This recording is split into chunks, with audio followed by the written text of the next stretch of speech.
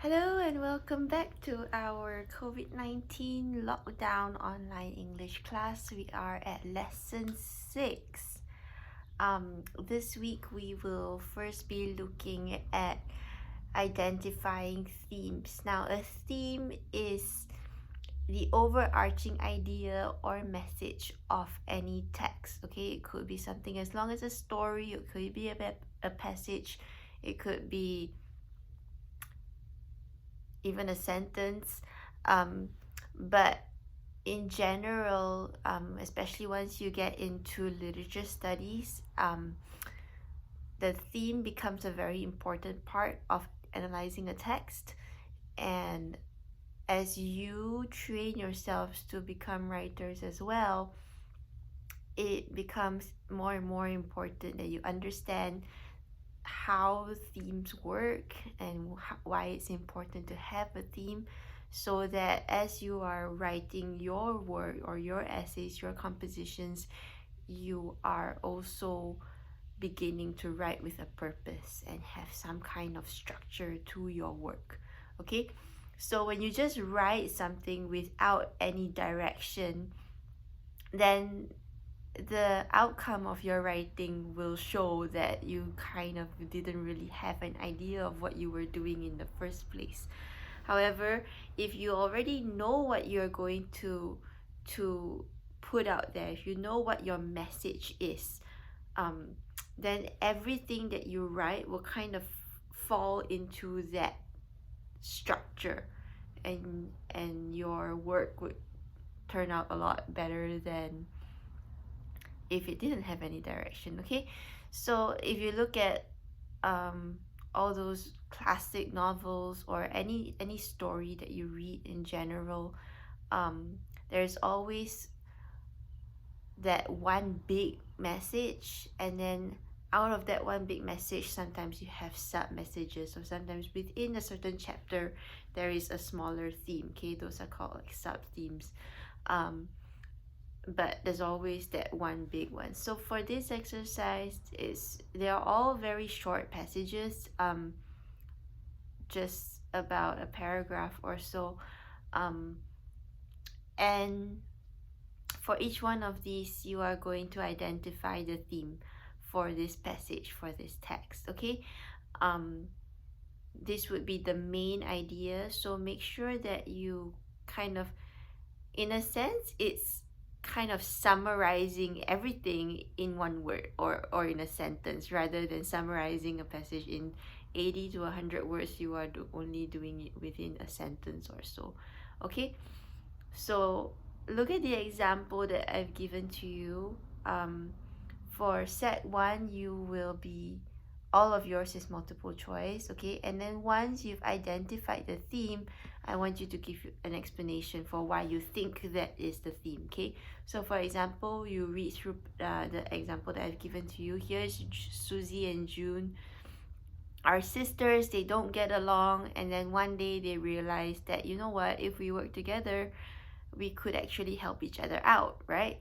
So then they decide that they were going to tutor each other in the subjects that one was strong and one was weak, and so they actually collaborated, and in the end they actually helped each other out. Okay, so the theme for this paragraph would be working together, and then the explanation that's given is that Susie and June help each other by learning to work together. And then down the road, if this was an entire book, okay, and this was just chapter 1 of it, down the road maybe their relationship would get a lot better, and they would become lifelong confidants to each other. Okay, in which case eventually, again, if this was a full-blown book, the entire theme of that whole book might be about sisterhood. Okay, it could be about how these two sisters formed a very close relationship, even though they didn't start out that way, and they had a very rocky relationship when they were younger.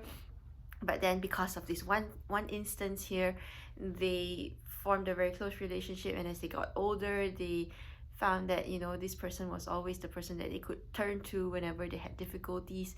So if this was a book, then the overarching message would be the theme of sisterhood, right? Or about love, if you want to call it that. It's a different kind of love. Okay, so for example, let's look at the movie Frozen.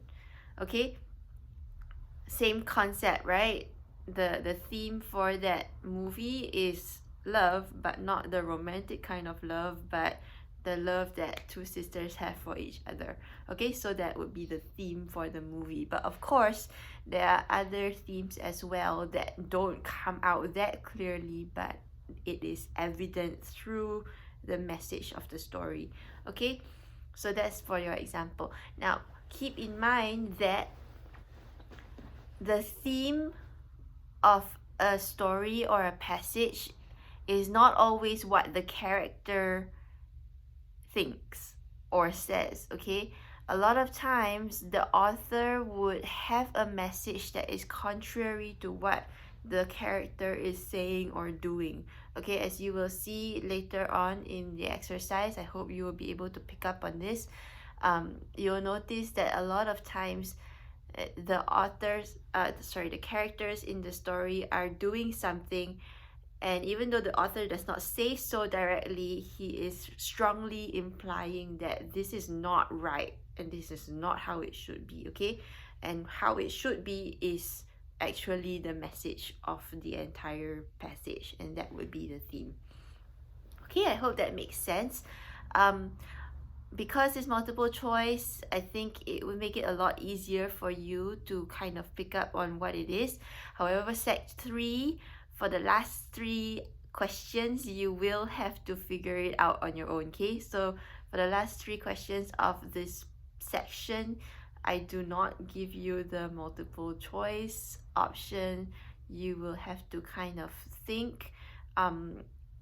Hopefully from doing the first few, you would get a sense of what it's like, and you'll be able to formulate your own theme. Okay, there's probably, it's very difficult to go wrong with it. It's just that you need to be able to articulate it properly. And just because there is a single underlying message does not mean that there is not a bunch of different ways to say it. Okay, so a lot of times, even like I mentioned earlier, working together is the theme. There are a bunch of other ways you could say working together. You can say that 2 is better than 1. That is the same concept as working together, right?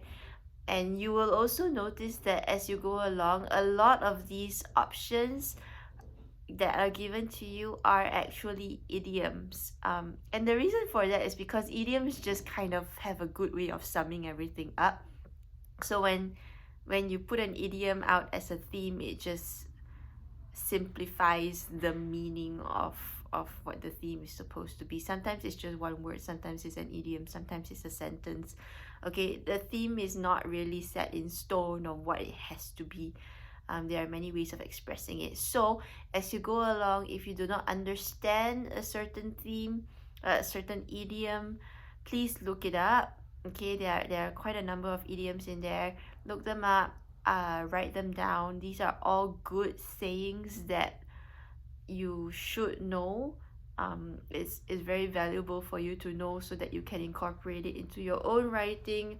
It will help you in comprehension, in understanding text as you advance. Okay, sayings or idioms or proverbs will become quite regular. You will come across them quite often. Okay, so get used to them and recognize them so that when you see it, you know, it's not that difficult. It makes a lot of sense, right? Okay, so that is for part 1, themes. And then you will have also, don't forget to explain why you think that is the theme for that paragraph.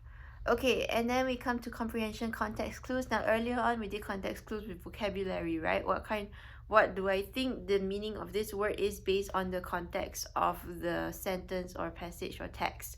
In this case, it's not so much just about the vocabulary, but there are other things that are also implied, and a lot of times authors don't tell you exactly what it is, but based on the setting, based on certain language use, certain words, certain expressions, they they kind of give you hints along the way to set up the setting of the story, or to identify a person or a thing. Okay, it's very rare, especially as you get more into creative writing, that people will just tell you the way it is.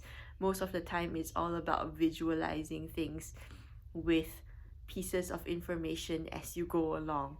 Okay, so that's why I'm giving you all these exercises, so that you will begin to get used to it, and when you see them in actual long texts, you'll be able to pick up on them and not have such a hard time with not knowing what in the world the author is talking about. Okay, so comprehension, context clues, read the passage, the paragraphs, they're very short, really, and identify the person or thing that, or setting, that you need to identify in the questions that are given.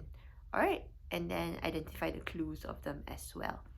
I don't think I need to give you an example for this. I hope you'll be able to do it on your own. And as always, if you have any questions, you can let me know and I will try to help you out. Okay, so that's all for this week. And enjoy your exercise. It's probably going to take you quite a while to do each of them, because it requires quite a bit of analytical thought and looking up words, idioms, etc. So there are not very many questions, but it might take a significant amount of time. Don't rush through it, okay? Please take your time, slowly do it. It's not like you don't have a lot of time anyway. So give it a lot of thought as you are going through this exercise, okay? Have fun, bye bye.